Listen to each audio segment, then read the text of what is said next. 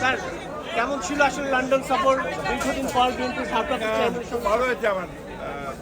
আমি যে গিয়েছিলাম ভারপ্রাপ্ত চেয়ারম্যান মহোদয়ের সঙ্গে বৈঠক করা, আমাদের প্রবাসী বাংলা যারা আছেন বিএনপির নেতাকর্মীদের সঙ্গে হওয়া হয়েছে, প্রেসের সঙ্গে আলোচনা হয়েছে এবং ভালো ফলপ্রসূ হয়েছে। স্যার সম্প্রতি ডাক ও টেলিযোগাযোগ উপদেষ্টা বলেছেন রাজনৈতিক দলগুলো অন্তর্বর্তীকালীন সরকারকে ব্যর্থ করার চেষ্টা করছে। রাজনৈতিক দলগুলো অন্তর্বর্তী সরকারকে ব্যর্থ করার চেষ্টা করছে। আমি জানি না কোন প্রেক্ষিতে বলেছেন, কি বলেছেন তা জানি না, কিন্তু ওনার এই বক্তব্য এটা রাজনীতি বিরোধী বক্তব্য এবং আমি আশা করি না যে তারা এই ধরনের বক্তব্য রাখবেন।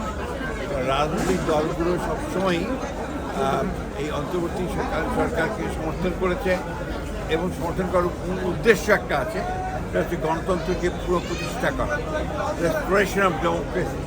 সেটার জন্যই আমরা কাজ করছি 15 বছর ধরে।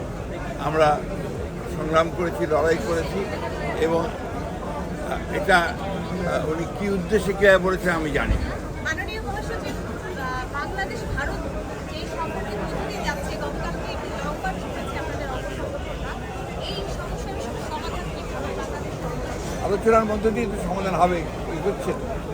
স্যার ভারপ্রাপ্ত চেয়ারম্যানের কাছ থেকে কি বার্তা নিয়ে এসেছেন বাংলাদেশের রাজনীতির জন্য? ভারপ্রাপ্ত চেয়ারম্যানের বার্তা দিচ্ছে যে আপনারা সবাই ধৈর্য ধরবেন। একটা বিশাল বিজয় সূচিত হয়েছে জনগণের।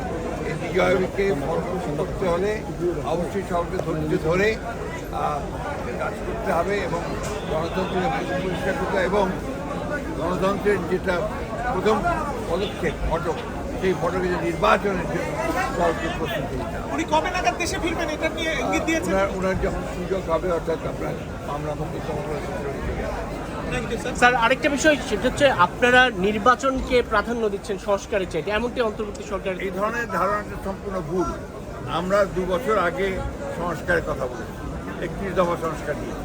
তারও আগে 2016 সালে আমরা আপনার ভিশন ফর আপনার 2030 দিয়েছিলাম এবং আমরা এখনও বলছি যে আমরা ন্যূনতম সংস্কারগুলো করে নির্বাচন দেওয়ার জন্য। এই জন্যে যে বাংলাদেশে যে সমস্যাগুলো তৈরি হচ্ছে, এই সমস্যাগুলো নির্বাচিত সরকার ছাড়া সমাধান করা বেশ চ্যালেঞ্জিং।